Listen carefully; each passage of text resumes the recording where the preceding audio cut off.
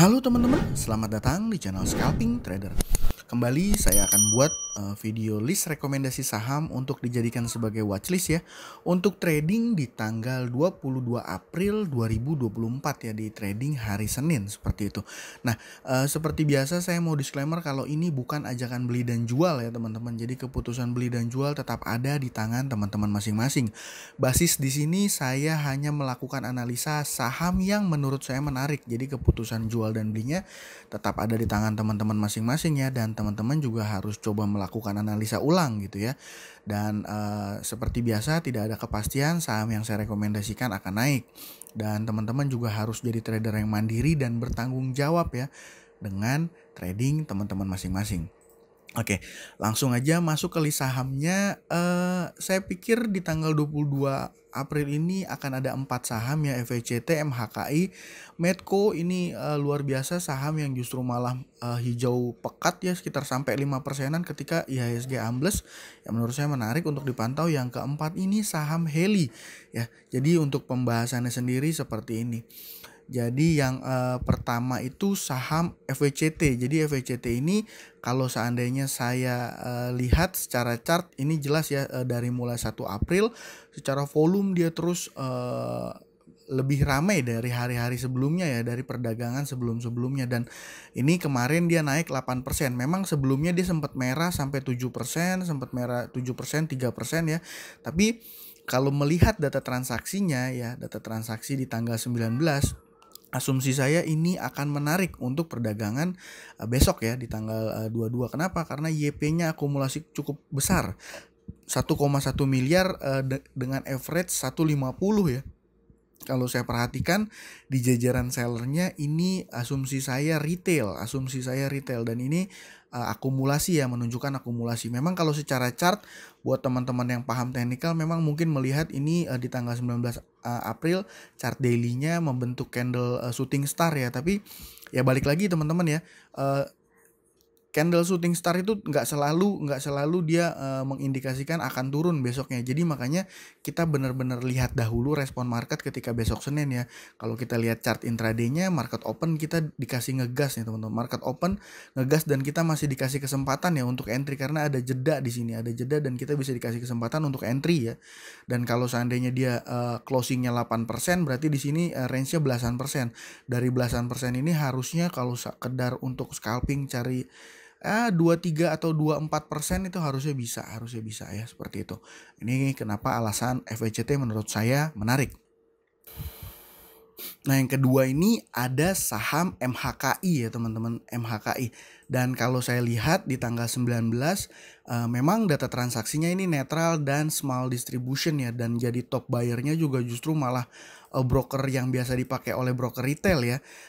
Dan dia nggak kunci arah di hari ketiga ini, hari keempat dia listing, dia nggak kunci arah, beda dengan hari 1, 2, 3 dia kunci arah. Hari keempat ini dia tidak kunci arah. Tapi kalau saya lihat ya teman-teman, secara underwriternya adalah XA, ini XA belum melakukan penjualan masif gitu ya, belum melakukan penjualan masif. Jadi kalau seandainya melihat data transaksi, menurut saya di sini masih menarik. Kenapa? Karena XA-nya masih ada beli walau jumlahnya tidak terlalu besar. Artinya apa? Yang memiliki barang banyak ini belum melakukan penjualan besar ya. Dan saya berasumsi ini masih akan menarik untuk dipantau, masih akan menarik ya saham MHKI seperti itu. Oke, lanjutnya yang ketiga ini ada saham Heli ya teman-teman. Saham Heli ini dulu saya juga sempat beberapa kali mention saham ini ya. Ini saham sebenarnya kalau sebelum-sebelumnya ini kurang liquid ya. Jadi secara volume dia memang volumenya relatif kecil, tapi mulai dari Februari ini mulai ada transaksi yang volumenya lumayan ya.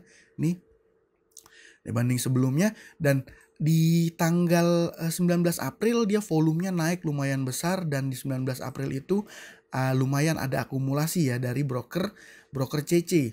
Dan seperti biasa kalau kita lihat chart intraday-nya ini artinya 30 menit ya, 20-30 menit market jalan ini kita dikasih kesempatan untuk cuan ya. bisa dikasih kesempatan untuk cuan karena chart intraday-nya naik menarik ya menurut saya untuk dipantau saham Heli, dan ini juga salah satu saham yang menurut saya punya volatilitas lumayan tinggi ya, dan dari mulai tanggal 16 Februari kalau saya perhatikan ini konsisten ya secara sahamnya uptrend gitu ya. Nah mungkin itu, terus lagi yang keempat ada saham Medco. Ini saham luar biasa teman-teman. Ketika IHSG-nya ambrol dalam, justru saham Medco ini naik, dan kalau nggak salah kemarin sempat high-nya di 5%-an nih teman-teman. Cuma kelemahannya ketika market open dia langsung gap up, dan ya retail nggak dikasih kesempatan untuk entry ya, nggak dikasih kesempatan untuk entry, dan di sini ya dia volatil sedikit terus sempat naik, akhirnya dia turun. Tapi kalau ngelihat data transaksinya ini di tanggal 19 masih strong accumulation ya. Kalau kita lihat CC ini yang mendominasi pembelian, CC-nya ini CC domestik ya. Nah iya, kalau seperti ini asumsi saya ini pasti big fund. Jadi mungkin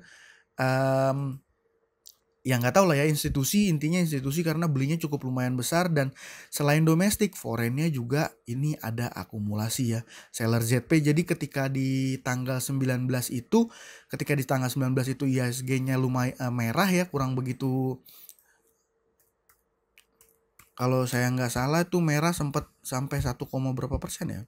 Nah 1,1, tapi ini sempat bawah banget ya, hampir jebol si 7.000 nih teman-teman di tanggal 19. Jadi ketika IHSG-nya merah pekat, justru saham Medco ini naik. Mungkin IHSG merah pekat karena investor asing banyak melakukan penjualan ya, net sell, sentimen perang kali ya, perang Iran sama Israel. Tapi saya nggak tahu. Medco ini jadi sektor yang menurut saya menarik ya, minyak, gas, dan batu bara, dan saham Medco ini jadi leadernya, jadi menarik untuk teman-teman pantau pergerakannya ya.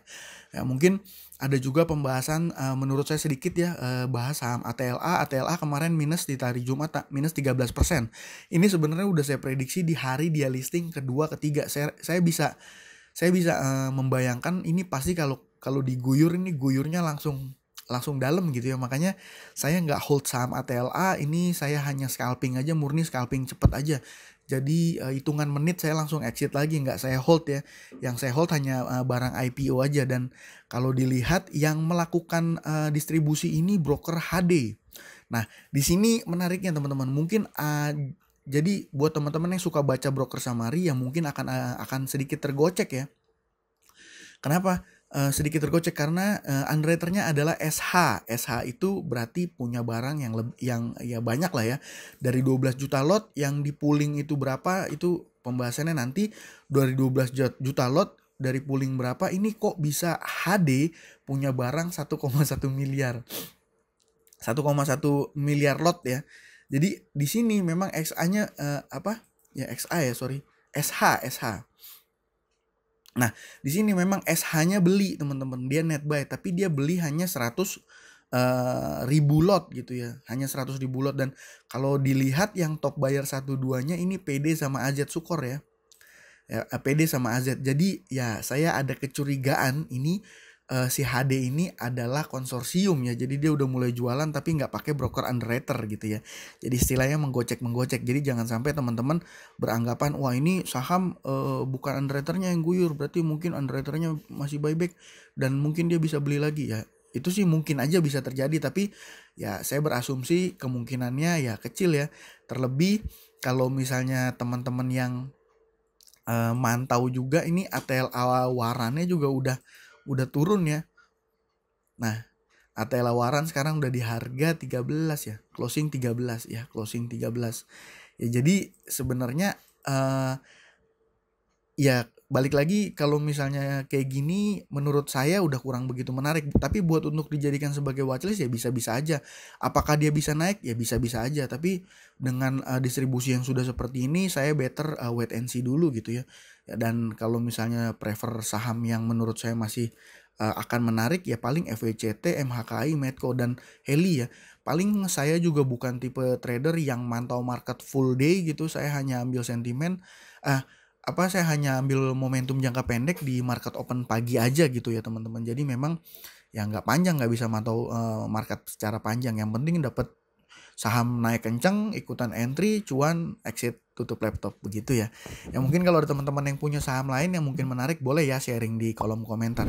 Itu aja dari saya kali ini. Terima kasih buat teman-teman yang sudah menonton. Salam cuan. Thank you.